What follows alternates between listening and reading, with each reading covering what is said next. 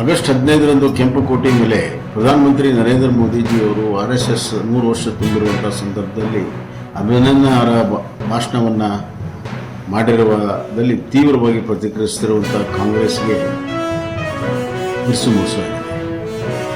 ಸ್ವತಂತ್ರ ಹೋರಾಟದ ಸಂಪೂರ್ಣ ಗುತ್ತಿಗೆಯನ್ನು ಕಾಂಗ್ರೆಸ್ ತಗೊಳ್ಳೋಕೆ ಪ್ರಯತ್ನ ಮಾಡ್ತಾ ಇದೆ. ಆದರೆ ನಿಜವಾದ ಹೋರಾಟ ಮಾಡಿದವರು ಅನಾಮಧೇಯ ಹಲವಾರು ಸ್ವತಂತ್ರ ಸೇನಾನಿಗಳು ತಮ್ಮ ಪ್ರಾಣ ಎಲ್ಲವನ್ನು ಕೂಡ ಬಲಿದಾನ ಮಾಡಿರುವಂಥದ್ದು ನಮ್ಗೆ ಗೊತ್ತಿರುವಂಥ ವಿಚಾರ.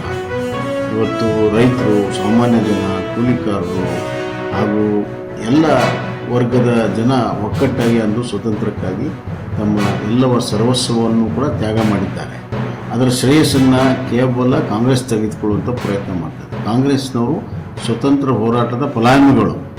ಮಹಾತ್ಮ ಗಾಂಧೀಜಿಯವರು ಕಾಂಗ್ರೆಸ್ಸನ್ನು ವಿಸರ್ಜನೆ ಮಾಡಿ ಅಂತ ಸ್ವತಂತ್ರ ನಂತರ ಹೇಳಿದಾಗಲೂ ಕೂಡ ತಮ್ಮ ಸ್ವಾರ್ಥಕ್ಕೆ, ತಮ್ಮ ಅಧಿಕಾರದ ದಾಹಕ್ಕೆ, ರಾಜಕೀಯ ಲಾಭಕ್ಕಾಗಿ ಅದು ಮುಂದುವರ್ಸ್ಕೊಂಡು ಬಂದಿದ್ದಾರೆ.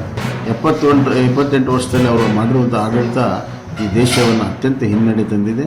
ಇವತ್ತು ಕಾಂಗ್ರೆಸ್ಸಿನ ನಾಯಕರು ದೇಶ ವಿರೋಧಿ ಹೇಳಿಕೆಗಳನ್ನು ನೋಡಿದಾಗ ಇವರು ಸ್ವತಂತ್ರ ಹೋರಾಟಗಾರರ ಒಂದು ಪಕ್ಷಕ್ಕೆ ಸೇರಿದ್ದಾರೆ ಅನ್ನುವಂಥದ್ದು ಭಾಳ ಸಂಶಯ ಆಗಿದೆ. ಮತ್ತು ಕೆಲವರು RSSನ್ನು ತಾಲಿಬಾನಿಗೆ ಹೋಲಿಸ್ತಿರುವಂಥದ್ದು ನಾಚಿಕೆ ಆಗಬೇಕು.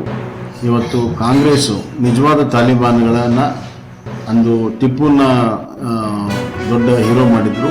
ಇವತ್ತು ತಾಲಿಬಾನ್ಗಳನ್ನು ಹೀರೋ ಮಾಡ್ತಾಯಿದ್ದಾರೆ. SDPI ಮತ್ತು ಇತರ ರಾಷ್ಟ್ರ ವಿರೋಧಿ ಸಂಸ್ಥೆಗಳು ಅದರ ಜೊತೆಗೆ ಸೇರಿ ಇವತ್ತು ಇವರು ರಾಜಕೀಯ ಮಾಡ್ತಿರುವಂಥದ್ದು ನೋಡಿದಾಗ ನಿಜವಾದ ತಾಲಿಬಾನ್ಗಳನ್ನು ಜೊತೆಗೆ ಇವತ್ತು ಗೆಳೆತನವನ್ನು ಮಾಡಿರುವಂಥದ್ದು ಕಾಂಗ್ರೆಸ್ ಪಕ್ಷ.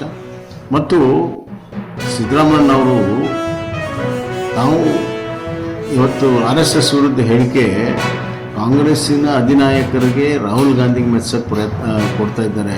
ಯಾಕಂದರೆ ಅವರು ಮೂಲ ಕಾಂಗ್ರೆಸ್ನವರು ಅಲ್ಲ, ಆದರೆ more loyal than the king ಅಂತ ತೋರಿಸ್ಕೊಳ್ಳುವಂಥ ಪ್ರಯತ್ನ ಇವತ್ತು ಸಿದ್ದರಾಮಯ್ಯವರು ಮಾಡ್ತಿರುವಂಥದ್ದು ಭಾಳ ಸ್ಪಷ್ಟ.